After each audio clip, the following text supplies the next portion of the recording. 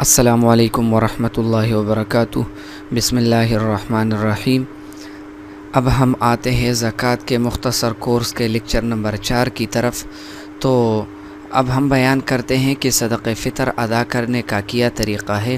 اس میں سب سے پہلے یہ دیکھنا ہوگا کہ صدقہ فطر کب لازم ہوتا ہے۔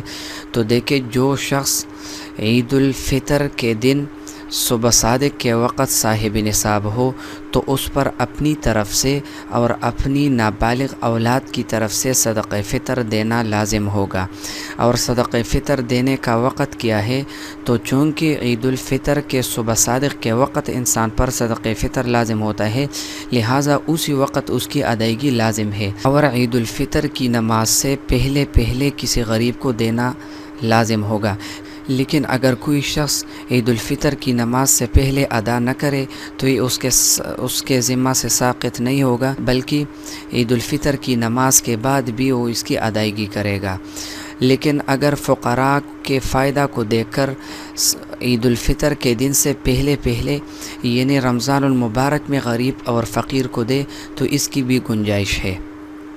اب صدقہ فطر کی مقدار کیا ہے؟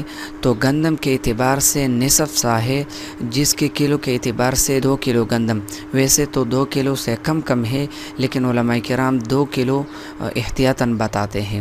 اسی طرح کھجور، کشمش اور جو وغیرہ سے 1 سا اور کلو کے اعتبار سے تقریباً 4 کلو بنتے ہیں، ویسے 4 کلو سے کم بنتے ہیں، لیکن علماء کرام احتیاطاً 4 کلو بتاتے ہیں۔ لہٰذا اگر کوئی شخص صاحب مال ہو تو اس کو چاہیے کہ گندم کے حساب سے نہیں، بلکہ جو، کشمش اور کھجور وغیرہ کے حساب سے ادا کرے، کیونکہ اس میں فقراء کا فائدہ ہے۔ لیکن پھر بھی اگر کوئی گندم کے حساب سے اس کی ادائیگی کرے تو پھر بھی ٹھیک ہے۔ صدقہ فطر کی ادائیگی میں کہاں کا اعتبار ہے؟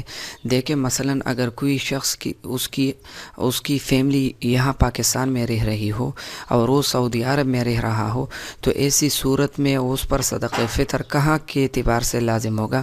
تو دیکھیں، انسان جہاں پہ ہو وہاں کے اعتبار سے اس پر لازم ہوگا۔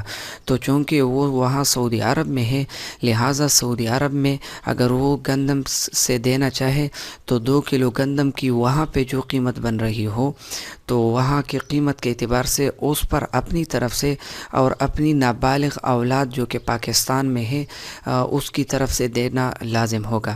پھر اس کو اختیار ہے، چاہے وہاں پہ جو قیمت بن رہی ہو وہاں سعودی عرب میں اس کی ادائیگی کرے، اور چاہے یہاں پاکستان میں ادائیگی کرے۔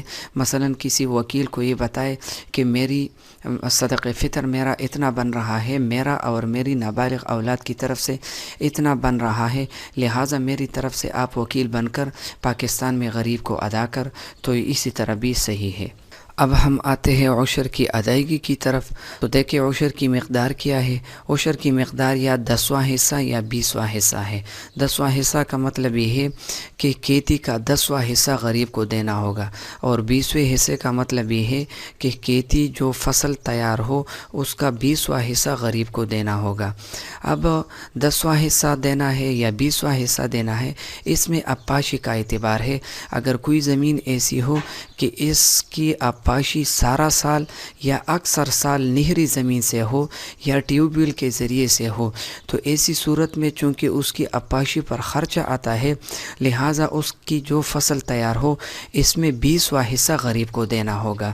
اور اگر کوئی زمین ایسی ہو کہ وہ نہری پانی سے اس کی اپاشی نہیں کی جا رہی ہو یا ٹیوب ویل کے ذریعے سے اپاشی نہیں کی جا رہی ہو، بلکہ بارش کے پانی سے اس کی اپاشی کی جا رہی ہو یا نہری زمین سے کی جا رہی ہو، لیکن اس کا ٹیکس وہ ادا نہیں کر رہا ہو، تو چونکہ اس صورت میں اس کی اپاشی پر خرچہ نہیں آتا ہے، لہٰذا جو فصل تیار ہو اس کا 10واں حصہ غریب کو دینا لازم ہوگا۔ اب کیا عشر کی ادائیگی کے وقت اس پر جو خرچہ آیا ہے وہ اس سے منہا کیا جائے گا یا نہیں؟ تو دیکھیں، فصل کی ابتدا سے انتہا تک اس پہ جتنا خرچہ آیا ہے وہ اس سے منہا نہیں کیا جائے گا۔ مثلا یہ ہے کہ اس کی اپاشی کا خرچہ، اسی طرح اس کی دوائی کا خرچہ، اسی طرح تھریشر والے کا خرچہ، اجرت، اسی طرح کٹائی والے کی اجرت، یہ سارا خرچہ اس سے منہا نہیں کیا جائے گا، بلکہ جو کھیتی تیار ہو ساری کی ساری کھیتی سے 20واں حصہ ادا کرنا لازم ہوگا۔ آخر میں ایک درخواست ہے کہ اگر آپ نے اس کو سبسکرائب نہیں کیا ہے تو اس کو سبسکرائب کریں اور اس کو آگے بھی شیئر کریں، اور ساتھ ہی ساتھ بیل آئیکن کا بٹن بھی دبائیے تاکہ ہر آنے والی ویڈیو آپ کو بروقت ملتی رہے۔ جزاکم اللہ تعالی خیرا۔